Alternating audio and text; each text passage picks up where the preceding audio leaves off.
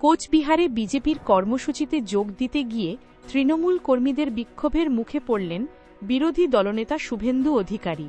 অভিযোগ, তার কনভয়ে হামলা চালানো হয়, ভাঙচুর করা হয় গাড়ির কাচ, এমনকি জুতোও ছোড়া হয় তাঁর দিকে।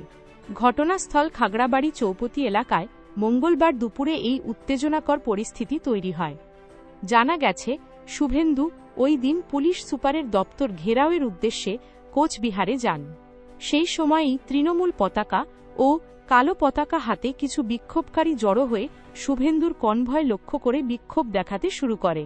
অভিযোগ, দলীয় পতাকার লাঠি দিয়ে গাড়িতে আঘাত করা হয় এবং স্লোগানের মধ্যেই ছোড়া হয় জুতো। এক পুলিশের গাড়িতেও ভাঙচুর চালানো হয়। শুভেন্দু অধিকারী এই হামলার নিন্দা করে বলেন, আমাকে খুনের চেষ্টা হয়েছে।